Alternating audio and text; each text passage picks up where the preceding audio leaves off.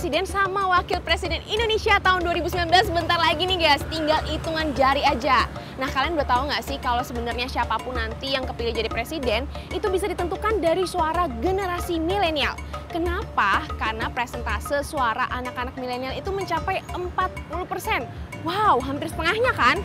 Ya makanya nggak heran dong kalau capres dan juga cawapres kita itu sekarang lagi gencar-gencarnya nih ngeluarin semua jurus yang mereka punya untuk mendapatkan hati anak-anak milenial yang dikenal sebagai swing voters atau labil. Tapi sebenarnya apapun usaha yang dilakukan sama capres dan juga cawapres ini sebenarnya bisa berhasil nggak sih?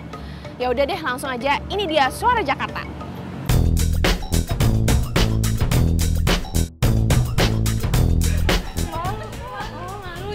Banyak malu, mau tanya-tanya bentar boleh?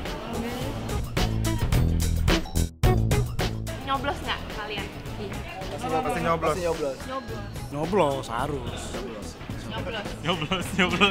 Pasti ya nyoblos ya? Pasti. Nggak akan mau golput gitu sih. Karena ya pasti ntar takut disalahgunain suaranya gitu. Dan kita kan juga punya hak untuk memilih kan. Terus kalau misalnya ada temen yang punya pemikiran golput, gimana tanggapannya kalian? Menurut aku sih jangan ya. Ya usahakan jangan golput lah, buat masa depan bangsa juga.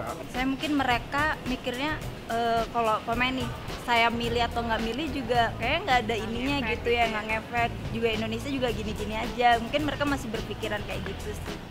Generasi milenial tuh harus punya komitmen, harus memilih. Itu sih sebenarnya balik ke masing-masing ya. Cuman kalau bisa ya pilih aja. Soalnya kan buat nentuin 5 tahun ke depan.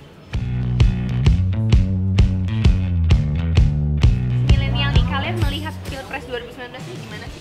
Kalau menurut saya sih menarik sekarang sih ya. Tapi saya rada kurang suka dengan banyak yang sara, ujaran kebencian, itu saya begitu kurang suka. Boleh sih janji, cuman asalkan ya ditepatin aja, nggak cuman sebelum pada nyoblos terus pada banyak janji terus pas sudah dikepilih jadinya nggak dijalanin gitu. Kalau menurut saya mungkin kalau buat capres ini kan banyak lah masalah-masalah kayak gitu kan. Kalau menurut saya sih saling menjatuhkan. Soalnya sebenarnya sih bukan si paslonnya yang saling menjatuhkan, tapi orang yang dibalik orang-orang yang paslon itulah. Suara kalian ini di Pilpres tuh mendapat 40% presentase. Kadang milenial itu mudah terhasut, itu sih yang paling ini. Jadi harus berpikir lagi. Kaum milenial, kaum muda tuh harus benar-benar bisa memilih dengan pas. Karena bicara apa namanya, kemajuan Indonesia ke depannya kan harus benar-benar bisa memilih dengan baik. Darah generasi kita yang pasti dilihat, tapi kalau nggak ada kita ya siapa lagi untuk memberi suara itu. Ya sih sama kayak lebih ditegesin aja milenialnya buat ke arah yang lebih baik sama ya gimana ya, ngerti sama suaranya kan berharga banget ya buat milenial, jadi kayak lebih dipelajarin gitu sih. Sekarang anak-anak muda juga pinter-pinter kok, masalah-masalah politik apa segala macam udah pada ngerti lah gitu. Lihat yang debat pertama itu nggak? Oh udah. Aman aja dah, kayak damai-damai aja sih kemarin, kayak debat itu kayak damai. Cuman ya emang mungkin udah kelihatan ya visi misinya dari paslon masing-masing udah kelihatan.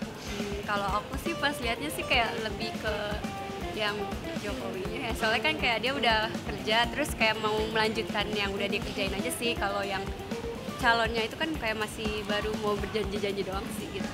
Kalau menurut generasi milenial itu pastinya ke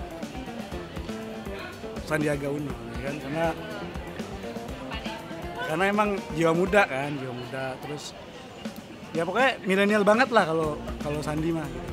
Kalau saya Jokowi, soalnya dari dulu itu apalagi kan hutang Indonesia itu kan dari presiden sebelumnya itu kan banyak ya Mbak, tapi Presiden Jokowi itu katanya tuh udah berapa tahun menjalani bertugas jadi presiden Indonesia, dia udah mengurangi hutang Indonesia. Jadi mungkin kalau dikasih waktu lagi dia bisa melunasi. Dari saya sih sebenarnya masih abu-abu ya dari debat yang pertama, tapi mungkin ntar bakal dipikir lagi untuk memilih yang lebih baik. Ada pesan nggak untuk calon presiden Indonesia? Kalau bisa lebih diberantas korupsinya itu lebih ditingin lagi. Kalau pesan saya sih ya jangan mengingkari janji. Pokoknya pokoknya terus tingkatkan makmur bangsa. Ya kalau ada janji ya ditepatin aja sih, udah gitu aja. Paling siapapun presidennya, yang penting masalah-masalah di Indonesia bisa diatasi dengan baik. Indonesia ini butuh pemimpinan tegas. Jangan banyak omong sih ya, sama lebih dikerjakan apa yang dijanjiin waktu kampanye aja sih.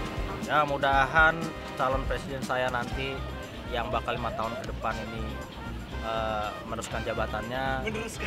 Meneruskan. Udah ketahuan berarti ya? Iya. Tapi emang nggak bisa bohong sih guys, kadang tuh kita sebagai anak muda suka nggak peduli sama yang namanya politik. Nah itulah milenial adalah lumbung suara yang nggak bisa direbut hatinya, bener nggak? Tapi aku mau kasih tahu nih, hak pilih itu adalah hak semua warga negara. Tapi at least kita bisa dong mempergunakan hak suara kita dengan sebaik-baiknya. Karena satu suara kita itu bisa menentukan loh masa depan Indonesia seperti apa. Tinggal aja kita pilih calon yang emang visi misinya sesuai dengan kita. Dan yang paling penting, dia peduli sama generasi muda.